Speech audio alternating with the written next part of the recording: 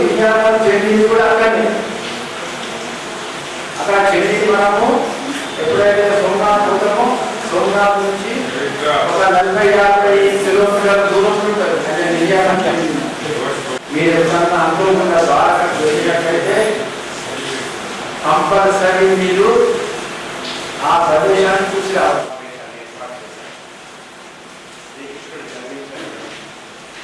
ఎందుకంటే జన్మదినం అందరూ చూస్తారు, కానీ అందరి జన్మదినం మనం ఉత్సవంగా చేస్తాం.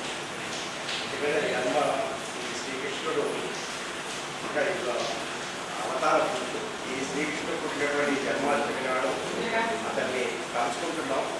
దాంతో పాటు అతను చేసినటువంటి కార్యక్రమాలు, అతను బోధించినటువంటి భగవద్గీతను కూడా మనం ఆదర్శంగా తీసుకుంటాం. ఎందుకంటే భగవద్గీత అతను బోధించాడు ఎవరికి?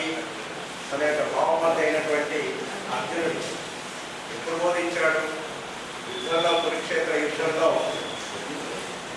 పాల్గొనాలా వద్దా, తన బంధువులను ఎదుర్కోవాలా, చంపాలా వద్దా అనేటటువంటి మీమాంసలో ఉన్నప్పుడు, ఒక హెజిటేషన్ ఉన్నటువంటి సందర్భంలో కాదు, ఇది నీ కర్తవ్యాన్ని నిర్వర్తించాలి, తప్పదు, నువ్వు యుద్ధం చేయాల్సింది అనేటటువంటి ధైర్యాన్ని ఇచ్చేటటువంటి ఈ భగవద్గీత మనం అంటే కృష్ణుడిని, ఈ భగవద్గీతని మనం ఎప్పుడు గుర్తుంచుకుంటాం.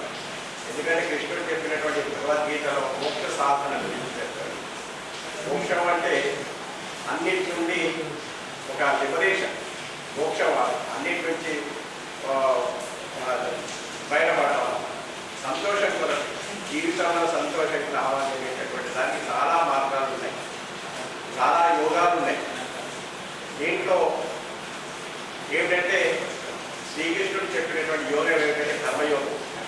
చాలామంది భక్తి యోగాన్ని, లేకపోతే జ్ఞానయోగాన్ని, లేకపోతే రాజయోగాన్ని పాటిస్తారు. ఎందుకంటే అవి సులభం కాదు. ఈ కర్మయోగం గురించి చెప్పినటువంటి వాడు శ్రీకృష్ణుడు. ఆ కర్మయోగంలో చెప్పినటువంటి ఈ భగవద్గీత ఆ యుద్ధంలో అర్జునుడికి ధైర్యం చెప్తూ, నువ్వు కాదు చేసేది నేనే చేయిస్తున్నాను అనేటటువంటి ఉద్బోధ చేసినటువంటి భగవద్గీత.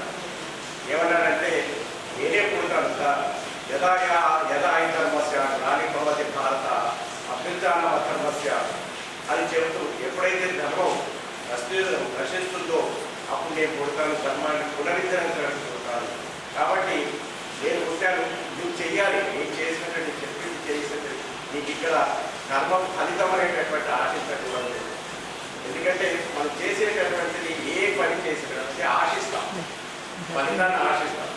ఫలితాన్ని ఆశించినప్పుడు ఆ ఫలితం రాకపోతే నిరాశ, నిస్పృహ, తర్వాత ఒక విధమైనటువంటి దీంట్లో పడిపోతాం.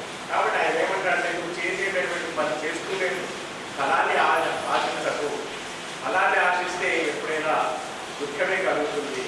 ఏ పని చేసినా అది నీ కర్తవ్యము, నీ విధి అనుకున్నట్టయితే మీరు సంతోషంగా జీవితంలో ఉంటావు. కాబట్టి ఈ కర్మయోగాన్ని నీ పని నువ్వు చేస్తూనే ఉంది.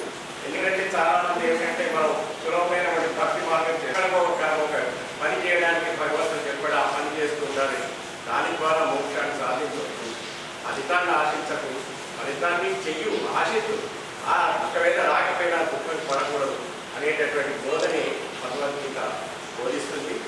దీనికి ఈ సందర్భంలో ఈ సందర్భ భగవద్గీతను బోధించడానికి చాలా లేవు, అన్ని చాలా గొడ్డున్నాయి కృష్ణుడి గురించి. కానీ ఆయన ఎక్కడికి ట్రాన్స్ఫర్ అయినా భగవద్గీత ప్రచారం పెడుతూ పోయినాడు. నిర్మల్లో పనిచేసినప్పుడు నిర్మల్లో స్థాపించాడు, బోధనలో పనిచేసినప్పుడు బోధనలో పనిచేశాడు. నిర్మల విధంగా ఈ ఫస్ట్ నిజామాబాద్లో ఈ బ్రాంచ్గా అది కూడా పనిచేస్తుంది, నిర్మల్లో పనిచేస్తుంది, మిగతా బోధనలో కూడా పనిచేస్తుంది. ఈ సందర్భంలో ఇక్కడికి వచ్చినటువంటి అందరికీ మరొకసారి హృదయపూర్వకంగా స్వాగతించారు. అన్ని నేర్చుకుంటున్నాం, ఇండియన్ కల్చర్ మొత్తం నేర్చుకుంటున్నాం. మనమేమో ఫారిన్ కల్చర్ నేర్చుకుంటున్నాం, రివర్స్. కనుక ఇప్పుడు మన యొక్క నరేంద్రరావు విజయ్ గారు, మా యొక్క సూపర్ సీనియర్ సిటిజన్, వారు తమ సందేశం ఇచ్చినప్పుడు ఉద్దేశం కొరకు వస్తుంది. మనమంతా భగవంతుడు మన కొరకు వస్తారా అని చెప్పేసి భగవద్గీతలో భగవంతుడు స్పష్టంగా చెప్తాడు, నేను వచ్చేది ఉంటే విశ్వాసం సంపాదించడానికి కావాల్సిన అవసరం లేదు. వాళ్ళు ఇక్కడ కూర్చుని కూడా మన హార్ట్ ఫెయిల్ చేయగలుగుతారు. కానీ ఎవరైతే నా యొక్క కార్యం చేస్తున్నారో విమర్శనం జగత్తులో, ఆ కార్యం చేసే వాళ్ళకు ఊష్మతలు ఇవ్వడానికి, ఊష్మలు ఇవ్వడానికి, దుర్మార్గుల నుంచి కాపాడడానికి నేను అవసరం. అంటే భగవంతుడు అవతారం ఎత్తింది భక్తులను రక్షించడానికి కానీ దృష్టిలను సృష్టించడానికి సరిపోతుంది. భక్తులను ఎప్పుడైతే రక్షిస్తూ ఉంటారో దృష్టిల యొక్క సంవాదం ఆటోమేటిక్గా జరిగిపోతుంది. దాని కొరకు భగవంతుడు ప్రత్యేకంగా రావాల్సినటువంటి అవసరం లేదు. కానీ అక్కడ దృష్టి ఎవరి మీద ఉంటుంది? దృష్టిలపై కాదు, భక్తులపై. అందుకనే కృష్ణ భగవానుడు నేను కృష్ణుని యొక్క అవతారాన్ని చూస్తున్నాను, జన్మదినాన్ని చూస్తాను. కర్షతి ఆకర్షతి జగత్తులో ఏదైనా ఆకర్షితమైనటువంటి వస్తువు ఉంది అని అనుకుంటే అది కేవలం కృష్ణుడి యొక్క నామము, కృష్ణుడి యొక్క యోగము, కృష్ణుడి యొక్క రూపం, అతని యొక్క కర్మ. ఇవే జగత్తుకు కావాల్సినటువంటి ముఖ్య విషయాలు. అవతారం ఎత్తించుకున్నాను భగవంతుడు ఈ ఉద్దేశం కొరకే ఇతడు అవతారాన్ని ఇచ్చాడు. కృష్ణుడు అవతారం ఎత్తినప్పుడు పరిస్థితులు చూసినట్లయితే గంభీరంగా ఉంటాయి. ఆ గంభీరాన్ని తీసివేయడానికే కృష్ణుని యొక్క చైతన్యాన్ని నింపడానికి ఎవరైతే అనామకులై ఉన్నారో, ఎవరో ఉన్నటువంటి భగవంతుని మర్చిపోయి రాక్షస తత్వాన్ని నింపుకుంటున్నారో అటువంటి వాళ్లకు కృష్ణ భగవానుడు నీ వెంబడి నేను వస్తున్నాను, నిన్ను పుట్టించింది నేను, నిన్ను రక్షించేది నేను, నిన్ను పుట్టించేది నేను, అది తెలియడానికే కృష్ణుని అవసరం. మానవుడికి మార్గదర్శకం ఇవ్వడానికి కృష్ణ భగవానుడు. ఎందుకొరకు భగవంతుని మర్చిపోతున్నాం మనం భౌతిక వస్తువులలో. కనీసం కృష్ణ భగవానుడు ఏం చెప్తాడు? ఈ భౌతికం కూడా జనించిందే, దాన్ని కూడా భగవలసిన అవసరం లేదు, ఎందుకంటే అది సృష్టించబడింది నా చేతులు. కానీ ఆ భౌతికంలో కూడా ఎప్పుడు నన్ను చూడటం మొదలుపెట్టాము, భౌతికంలో కూడా భగవంతుని చూడడం ఎప్పుడైతే మొదలు పెడతామో అప్పుడు మనం భక్తులు. దాంతో ప్రత్యేకంగా భక్తి చేయవలసిన అవసరం లేదు. ప్రతి కృతిలో భగవంతుని మనం ఎప్పుడైతే తెస్తూ ఉంటామో, ప్రతి పనిలో మనం భగవంతుని ఎక్కువ రక్షిస్తూ ఉంటాము, మనం చేసే పనిలో భగవంతుని యొక్క తత్వాన్ని జీర్ణించుకొని పొందుకుంటాము, అప్పుడు భగవంతుని మనకు చెప్పేదిగా మనం భక్తులుగా ఉంటాం. దాని కొరకు భగవంతునికి ప్రత్యేక సమయం ఇవ్వాల్సిన అవసరం లేదు. ఎందుకు? భగవంతుడు సర్వస్వగా నేను ఉదయంలో కూర్చున్నాను. అటువంటి ఆ ఉదయంలో ఉన్నటువంటి భగవంతుని కనుగొనేది ఇతరులను కనుగొనడానికి ప్రయత్నం చేసుకుంటాం. అలా కాకుండా నాలో ఉన్నటువంటి భగవంతుని, ప్రకృతిలో ఉన్నటువంటి భగవంతుని చూసే తత్వ దేశంలో కృష్ణ భగవానుడు నేర్పేది అదే. నేను అంతర్యామిని, అంతటా ఉన్నాను, ఇక్కడ నేను అక్కడ ఏదేమి కాదు. దాన్ని చూసే దృష్టికోణం సంపాదించాలి. ఆ దృష్టికోణం సంపాదించడమే కృష్ణుడు నేర్చుకోవాలి. అది ఇవ్వడానికే కృష్ణుని జన్మ, లేకుంటే అవసరం లేదు. మానవ జాతికి కృష్ణుని యొక్క భగవంతుని యొక్క తత్వాన్ని తెలపడానికి కృష్ణుని యొక్క అవతారం. అంతేకాకుండా కృష్ణుని యొక్క చైతన్యం ఏదైతే నేను భక్తి అని కానీ కృష్ణుని భక్తి రామభక్తి అడగలుగుతాను. రాముడు అనగానే మనకు రెండు అవతారాలు, కానీ ఒక అవతారమేమో సూర్యోదయం అవతారం. సూర్యుని ఉదయించినప్పుడు మనం ఆ కిరణాలను చూడగలుగుతాం. కానీ మిట్ట మధ్యాహ్నం ఎప్పుడైతే వస్తుందో అప్పుడు ఆ కిరణాలను మనం చూడలేదు. ఆ మిట్ట మధ్యాహ్న అవతారమే కృష్ణ చైతన్యం అనేటువంటి అవతారం, వ్యక్తిలో ఉన్నటువంటి అఘోరం చేసేటువంటి అవతారం. దీని ఆచార్యతత్వం ఉన్నటువంటి వ్యక్తిని భగవంతులకు తీసుకునేటువంటి తత్వం. కృష్ణుడైతే సామాన్యుడు కాదు. ఫస్ట్ నక్సలైట్ ప్రపంచంలో కృష్ణుడే. ఏమి చెప్పుకుంటారు మేము నక్సలిలో అని. వాస్తవమైనటువంటి నక్సలిజం ఏదైతుందో కృష్ణ భగవానుడు నుంచి పుట్టింది. తన మేన మామను కూడా చంపేశాడు దుష్ట పనులు చేస్తాడు. ఎవరు నాకు చెప్పండి అలాంటి పనులు చేసేది? భక్తి, ముక్తి, శక్తి కృష్ణుని యొక్క శక్తి. ఎక్కడైతే అధర్మం ఉంటుందో అది ఎవరైనా కానివ్వండి మనం సంహరించవచ్చు. ఆ తత్వాన్ని నాశనం చేయవలసింది. వ్యక్తిని నాశనం కాదు, విచారాలను నాశనం. ఈ విచారాలు రాక్షస తత్వం ఏదైతుందో ఆ తత్వాన్ని నాశనం చేయాలి కృష్ణుని యొక్క అవతారం చేస్తుంది. అందుకని అవతారం మనం తెలుసుకున్నాలి. భక్తి అంటే కేవలం రాముడు ఏ విధంగా చేశాడు, రాముని అవతారం తీసుకున్నారని రాముడి సందేశం ఏదైతుందో బ్రహ్మాండమైన అతను మీకు సందేశం చేస్తుంది. ఏ కుటుంబం కూడా చూపించవలసి వస్తుంది. నేను కుటుంబాలు విచ్ఛిన్నమవుతున్నాయంటే రాముడిలో ఉన్నటువంటి తత్వాలను మనం జీతం చేసుకునేది. భారతదేశం అవతార దేశం. భగవంతుడు ప్రత్యేకంగా మన భారతదేశాన్ని ఎందుకు తెలుసుకుంటాడు?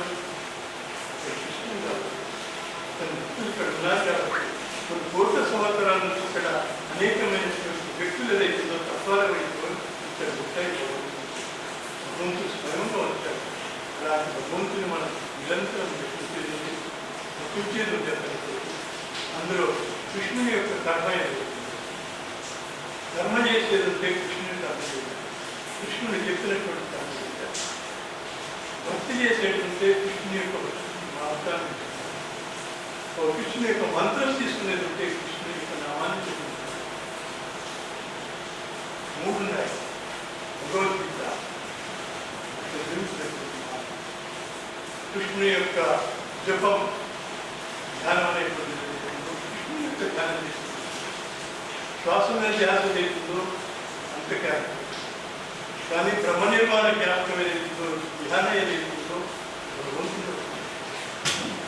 అందుకని ధ్యానం ఏదైతుందో భగవంతుని యొక్క విగ్రహాన్ని విగ్రహారాధన ఎందుకు పుట్టింది విగ్రహారాధన భారతదేశంలో? దాంట్లో సైంటిస్టు పద్ధతి ఉందండి విగ్రహారాధన. అందుకని జపం చేసేటప్పుడు, ధ్యానం చేసేటప్పుడు విగ్రహాన్ని చూసుకుని దాన్ని జపం చేసేటప్పటికీ సన్మయత్వంగా ఉండడం భగవంతుని యొక్క ప్రశ్న. అందుకని కృష్ణుని యొక్క మూర్తి ఏదైతుంది కర్షతి ఆకర్షిస్తుంది.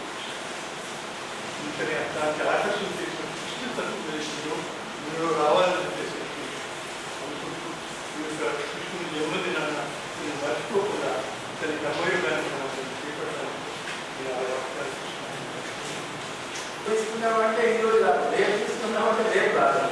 కనుక 000 తర్వాత ఆయన జన్మించిన తిథి ఏమిటి? తిథి అష్టమి. గంటలకు బాగా విషయాలు. తర్వాత ఆయన జన్మించిన మాసము మంత్ ఏ నెలగా జన్మించింది? జనవరి, ఫిబ్రవరి, మార్చ్,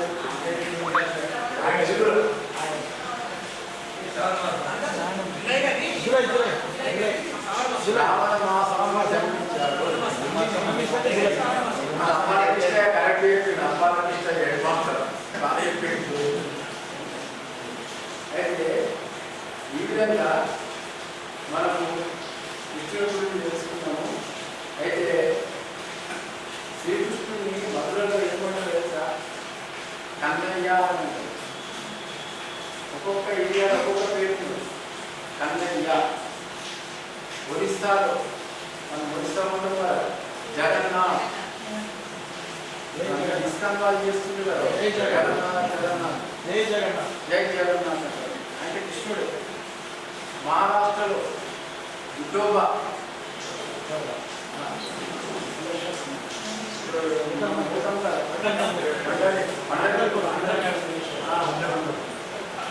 తర్వాత రాజస్థాన్లో శ్రీనాథ్, గుజరాత్లో ద్వారకాధీశం, ఉడిపిలో ఉడిపి పోతే కిటికీలకే కూడా కృష్ణుడు ఉడిపి పోయింది.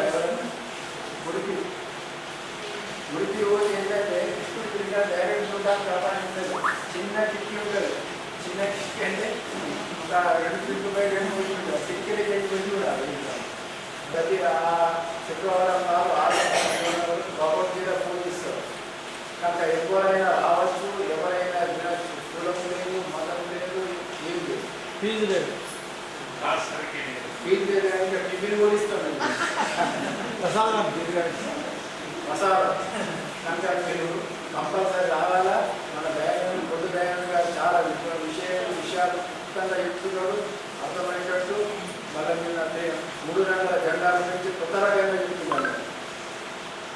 కొత్త విషయాలు మీరు కొత్త విషయాలు తెలుసుకున్నారా రావాలనుకుంటే శుక్రవారం 6:30 వచ్చి 7:30 దాకా వెళ్ళారు. ఇంకోసారి 8 గంటలు కూడా అది ఎప్పటి కానీ 52 సంవత్సరాల క్రితం ఏదైతే వారు అవతారం తీసుకున్నారో ఈ యొక్క సృష్టి యొక్క వైభవాన్ని మళ్ళీ రాముడి కాలం ఎంత వైభవం ఉండేనో అంత వైభవంగా మళ్ళీ తిరిగి దాన్ని తీసుకురావడానికి ఆ పరమాత్మనే, ఆ కృష్ణ భగవాన్ని, ఆ నారాయణుడే మళ్ళీ ఈ ద్వాపరయుగంలో శ్రావణ మాసంలో అష్టమి రోహిణి నక్షత్రంలో అర్ధరాత్రి మరి అష్టామి సందర్భంలో వారు అవతారం తీసుకున్నారు. అంటే అవతారం మహోత్సవం ఈరోజు అఖిల భారతీయ భగవద్గీత ప్రచార మండలి ఘనంగా ఈ వేడుకలు నిర్వహిస్తున్నది. వారికి మా నమస్సుమాంజలి. ఈ ఉత్సవానికి మీరందరూ వచ్చేసినందుకు మీకు స్వాగతం పలుకుతూ ఈ ఉత్సవానికి వచ్చినందుకు నమస్కారాలు, ధన్యవాదాలు. వారి యొక్క కృష్ణ పరమాత్మ యొక్క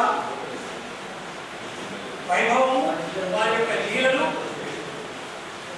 వారి యొక్క జ్ఞాన సంపత్తి అది అధరావరం.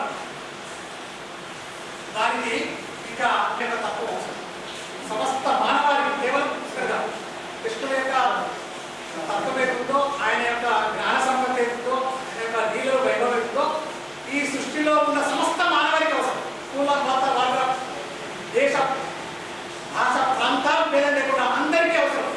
ఈ భూప్రపంచంలో జన్మించిన సమస్త మానవాళికి ఆయన యొక్క జ్ఞానం అవసరం. ఎందుకంటే ఈ భూప్రపంచంలో జన్మించిన మానవులందరూ కూడా దుఃఖంతో ఉన్నారు, సమస్యలతో బాధపడుతున్నారు. అనేకమైన సమస్యలు, అనేకమైన బాధలు, వర్ణాలు. కాబట్టి ఆ బాధ నుంచి విముక్తి పొందడానికి, దుఃఖ నివారణ జీవితం పొందడానికి, ఆనంద జీవితం గడపడానికి, సుఖ సంతోషంగా జీవితం గడపడానికి మానవుని యొక్క లక్ష్యం అది. కాబట్టి అలాంటి జీవితం గడపాలంటే ఆయన యొక్క తత్వమే, శ్రీకృష్ణుని యొక్క తత్వమే మన జీవితంలో ఆలోచన.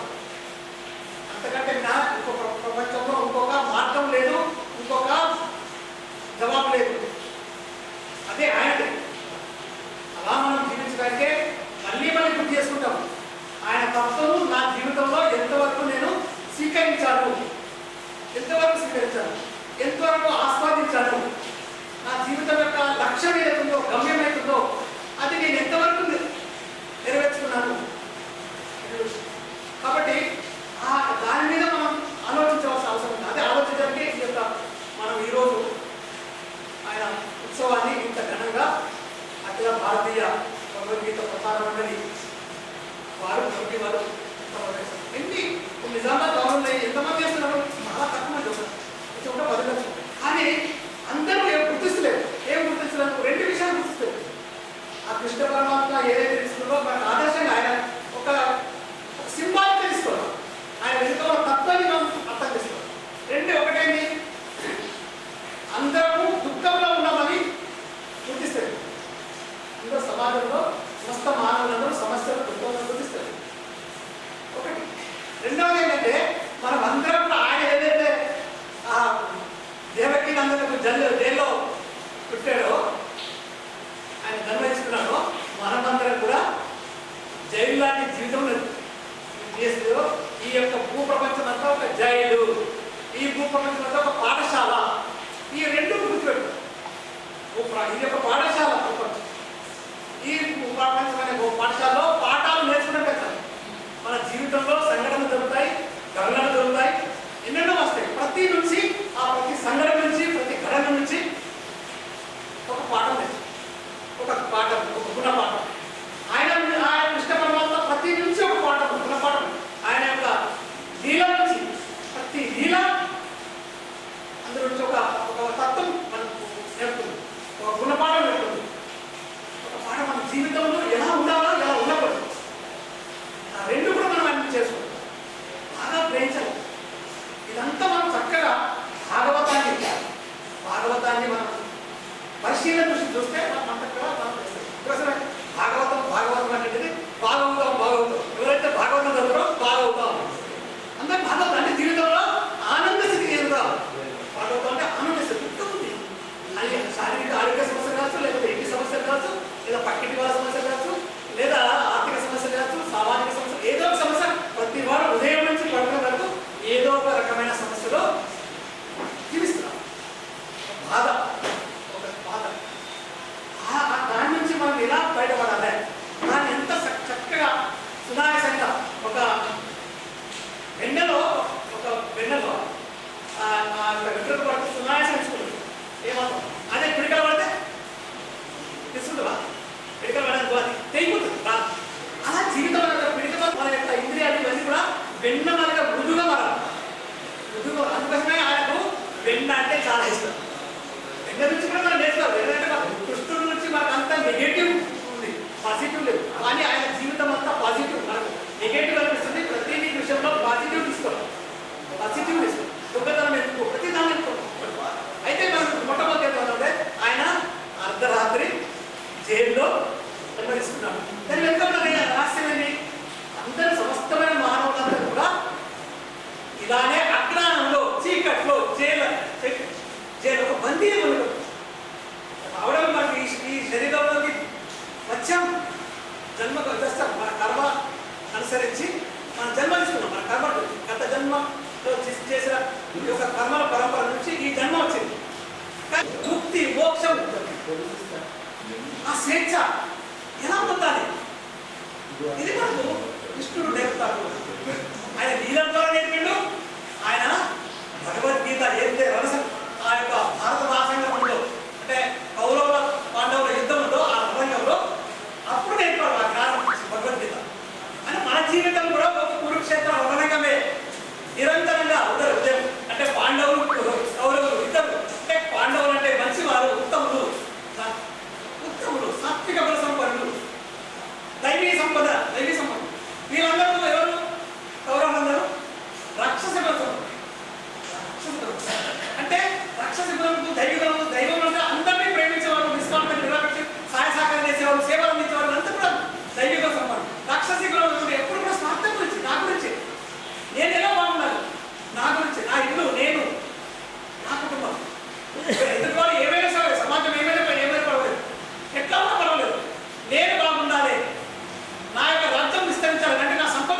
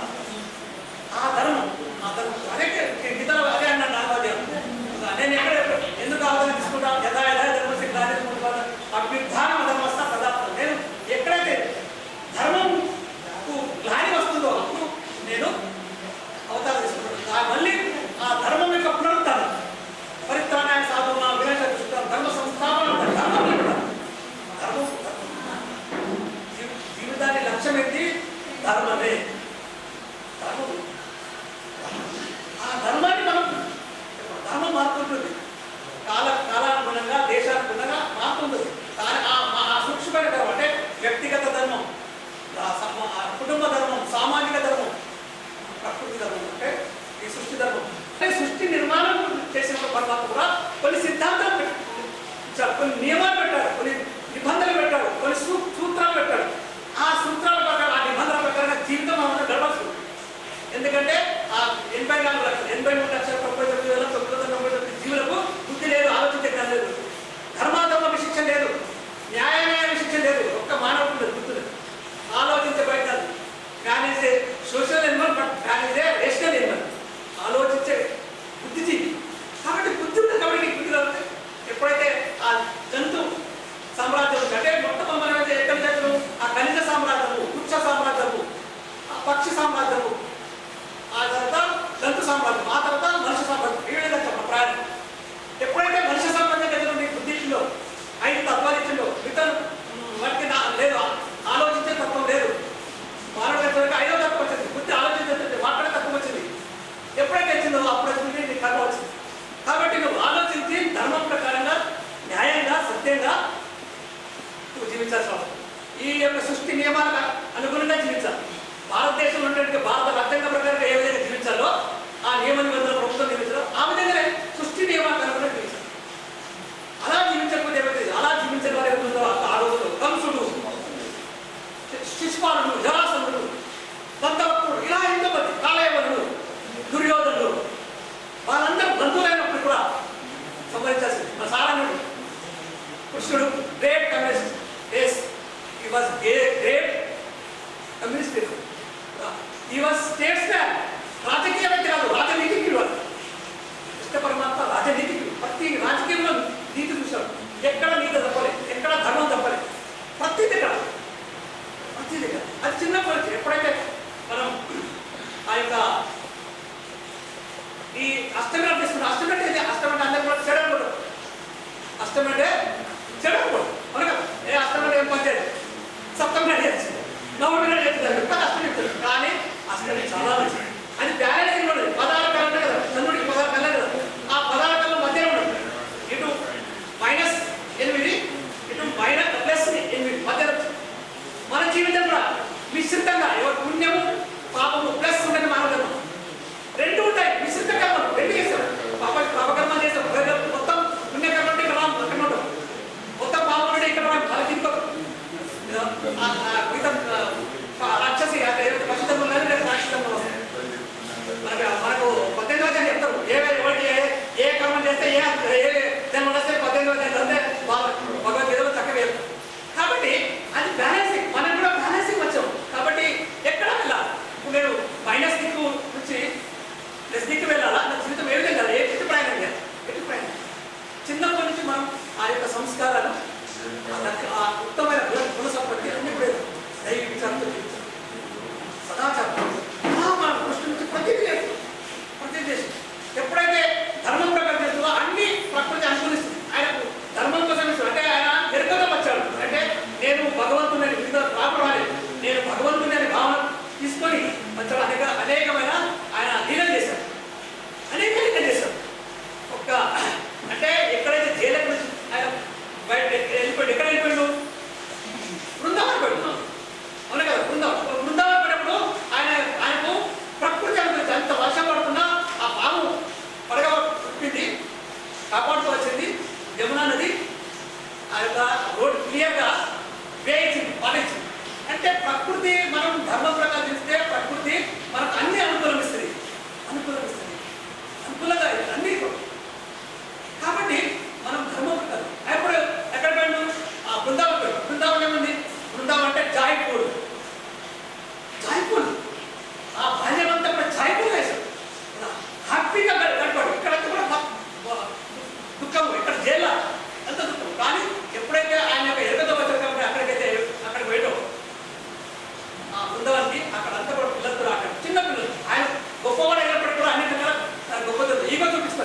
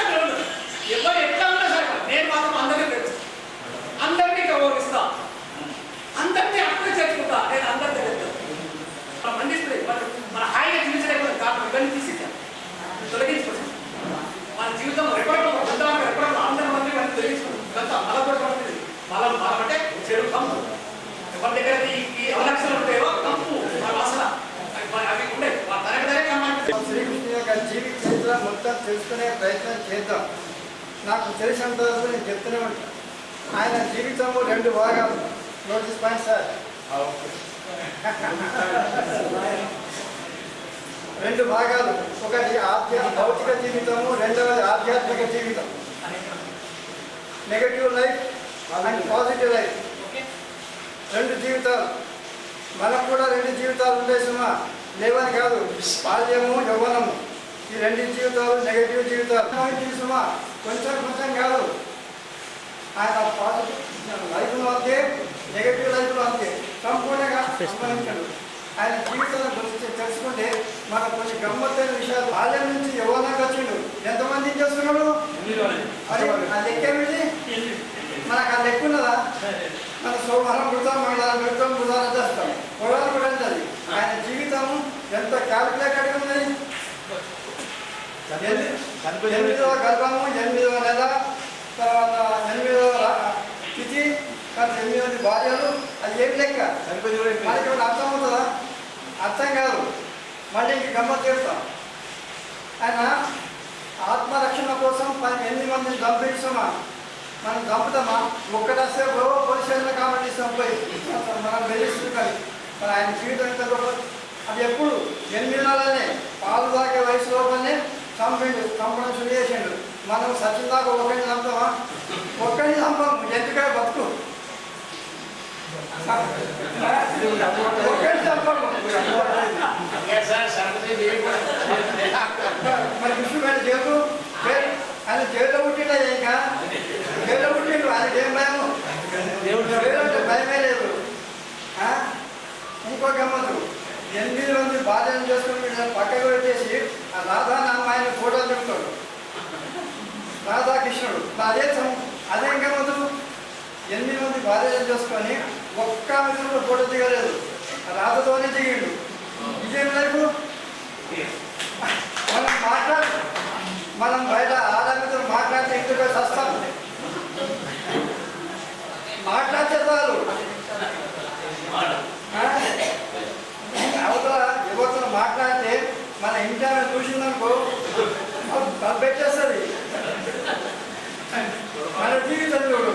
8 మందిని చేసుకొని 9 ఫోటోలు దిగిన అవే ఫోటోలు కార్యక్రమం. రుక్మిణితం లేదు, సత్యభామతం లేదు. మన గమ్మ చూడండి. 8 మంది భార్య పేరు ఎవరు పెట్టుకోవచ్చుమా? రాధా పేరు పెట్టుకుంటారు. అందరూ మొగోడు పెట్టుకుంటాడు, ఆయన పెట్టుకుంటారు. రాధాకిషన్ అని మొగోడు పెట్టుకుంటారు, రాధాబాయి అని అమ్మాయి పెట్టుకుంటారు. అదేమిటి గమ్మత్తు? మరి భార్య పేరు పెట్టుకోవచ్చు కదా. రుక్మిణి అని చాలా తక్కువ ఉంటాయి. సత్యభామ దొరికిందా? దాంబోత్ ఏ పేరు ఉండదు. రాధా. మరి అదేంటి? కృష్ణు యొక్క మాయ కాకపోతే భార్యను వదిలిపెట్టేసి లవర్, ఆమె లవర్ భక్తురాల్లో ఏదో వాళ్ళకి ఏం చేయలేదు. ఆమె భక్తురాలు భార్యగా భావించింది. ఈయన కూడా భక్త స్థానాన్ని ఇచ్చింది. అంతే తప్పితే ఏం లేదు. కృష్ణుడు 8 మందితోని కాపురం చేసిన ఆయన అస్కలిత బ్రహ్మచారి. ఆయన అస్కలిత బ్రహ్మచారి. ఎవరితో కాపురం చేయలేసుమా? మీరు చాలా పొరపాటు పడుతున్నారు. ఆయన నెమిలి పింఛం పెట్టుకున్నాడు. నెమిలి పింఛం యొక్క సింబల్ ఏంటి?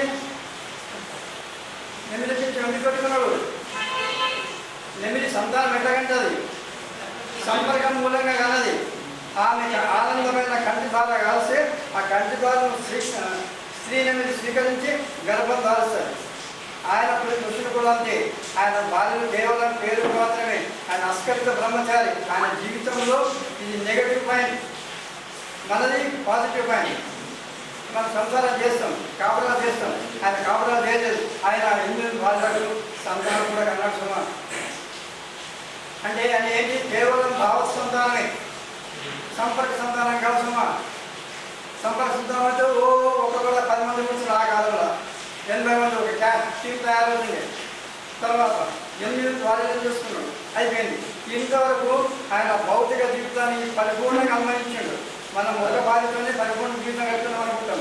ఆయన 8 మంది భార్యతోని పరమానందంగా జీవితంగా ఎక్కడ కయ్యాలు లేవు, కోపరాలు లేవు, విడాకులు లేవు, ఏమీ లేవు. ఏమైనా ఉన్నాయి విడాకులు? యువతను విడాకులు లేవు, యువతను కొట్టాట లేవు, పంచాయతీ లేదు, అలుగుడు లేదు, చదువుడు లేదు, ఏమీ లేదు. ఆనందమైన జీవితం, బ్రహ్మానందమైన జీవితం గడిపిస్తున్నాం. అందమైన జీవితం మనం గడుపుతున్నాం. మనకు అన్ని చెప్పాలి. రోజు ఏంటి? ఎప్పుడు చూసినా ఏంటి? ఇంట్లో కొట్టాట, బయట కష్టం వస్తుందట, అది మన బతుకు. ఇది నెగటివ్ లైఫ్. ఏంటి భౌతిక జీవిత భాగం. బాల్యము యవ్వనం అయిపోయింది, ఈ 60 సంవత్సరాలు దాటిండు, చరిత్రనే లేదు. 60 దాటినాక ఎన్ని బాధ్యత అయిపోయిన తర్వాత చరిత్ర ఇలా ఎక్కడ రామాయణం కానీ భారతం కానీ భారతం కానరాదు. కేవలం భారతంలో రాయబారం వస్తాడు అంతే. రాయబారం వస్తాడు, తర్వాత సంజాపతి, అంతే కదా సార్. 2 అంశాలు. కానీ మళ్ళా భారతదేశం ఏదైతే 60 సంవత్సరాలు దాటిందో ఆయన జీవితంలో 2 అంశాలు చేసిండు. మళ్ళీ ఎవరు జోలికోలేదు, పిచ్చకోలేదు, పంచాయతీ లేవు, కాపురాలు లేవు, తండ్రాట, కుదురాట, పంపకాలు ఏమీ లేవు. మనము లగ్గమైన వాళ్ళు పంచాయతీ పంపకాలు మొదలు పెట్టుకుంటాం. ఆయన పంపకాలు పెట్టుకోడా, పంపకాలు లేవు, ఇంట్లో ఉన్నాడు, తిన్నాడు, హాయిగా మనం. ఆయన వార్ధక్య జీవితంలో 2 పనులు చేసిండు. 2 కూడా మంచి పనులు వేసుకున్నాం. ఒకటి రాయబారము, ఒకటి రథసారం. 2 పనులు చేసి మిగతా మనకి ఆయన బాల్యము యవ్వనం వల్ల చరిత్రగా అన్నారు. ఆ 2 జీవితాలు కూడా 2 మంచి పనులే.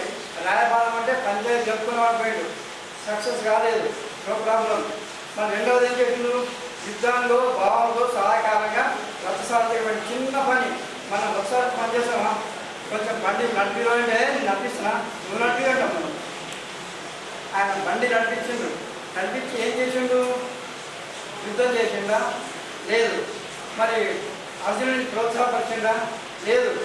ఆయన అలసిపోయి భయం చేసి ఒక మూల కూర్చుంటే అప్పుడు చెప్పిండు ఏంటి గీతబోధ. ఆ గీతబోధ ఏం చెప్పిండయా, మనకు గీత వచ్చిన ప్రేరతో కనిపిస్తుంది. అక్కడ చెప్పింది ఒకటే, ఏం చెప్పాడు, నీవు భగవంతునికి నీ శ్రమను ఆత్మను సమర్పించుకొని యుద్ధం చేయు, సఫలమైన యుద్ధం చేయు అని చెప్పింది. అయితే నీకు ఆటోమేటిక్గా నీ జ్ఞానం వస్తుంది, యుద్ధం ఎట్లా చేయాలని చెప్పింది. 2 మాటలు అది మొత్తం భగవద్గీత అయిపోతుంది. మనకు మన జీవితంలో బాల్యము యవ్వనం అయిపోయిన తర్వాత మనం తెలుసో తెలియకనో తప్పులు చేస్తాం, గొప్పలు చేస్తాం, ఏదో జరిగిపోతుంది. దాన్ని మర్చిపోయి ప్రయత్నం చేయాలి. 50 రాగానే ఆ జీవితం మర్చిపోయి నేను ఇక్కడి నుంచి సద్ధర్మ జీవితాన్ని గడుపుతా కృష్ణుడిలాగా, సాత్వికమైన జీవితం గడుపుతా కృష్ణుడిలాగా, కర్మ సత్కర్మ చేసుకుంటూ జీవిస్తా కృష్ణుడిలాగా అనుకుంటే మనం కూడా దైవాంశ అనుభూతులమే అయిపోతున్నాం. మనం కూడా దైవాంశ సంభూతులమే అయిపోతాం.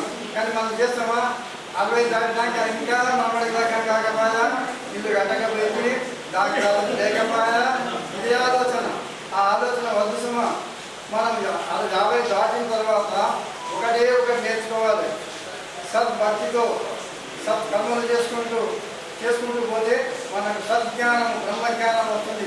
ఆ బ్రహ్మజ్ఞానం ఎప్పుడైతే వస్తుందో బతుకంతా బ్రహ్మానందమే, బ్రతుకంతా బ్రహ్మానందమే. మనం సుఖం కోరుకుంటున్నాం, కానీ సుఖం పొందుతలేని సుఖం కోసము పంజరంలో పడుతున్నాం, గిలగిలగిల కొట్టుకుంటున్నాం, ఏమీ లేదు. కానీ అదే సత్కర్మ, సద్ధర్మంతో కూడుకుని సత్కర్మ చేసుకుంటూ పోతే అది భగవంతుని సమర్పణ చేసే భావంతో చేసుకుంటే నీకు బ్రహ్మ జ్ఞానమే వస్తుంది. ఆ బ్రహ్మ జ్ఞానం ఎప్పుడైతే నీకు జీవితం అంతా బ్రహ్మానందమే, అంతకించిన సుఖం లేదు, ఆనందం లేదు. భగవంతుని అడిగిండు, ఎవడయ్యా సుఖపడుతున్నాడు ప్రపంచంలో అని. ప్రపంచంలో ఎవడు సుఖపడుతున్నాడు, ధనవంతుడా దరిద్రుడు అంటే దరిద్రుడే అన్నాడు భగవంతుడు. ఎందుకంటే ఆ దరిద్రుడు తన కష్టం తాను చేసుకొని ఉన్నంతలో తిని హాయిగా పడుతున్నాడు. వాడే నాకు భక్తులు, వాడే నా సేవకుడు, వాడే సజ్జీవి. ఏం చేయాలి, ఏం చేయకపోతే దాని పరిణామం ఏం చెయ్యాలి మనిషి అనేటువంటి వ్యక్తి, అది చెయ్యకపోతే దాని యొక్క పరిణామం పట్టుతాం చూస్తాం. ఎవరైతే ధ్యానం చేయవచ్చు, కృష్ణుని ధ్యానం చేయవచ్చు, ఏమైతారు జనము మరణం అనే చెట్ల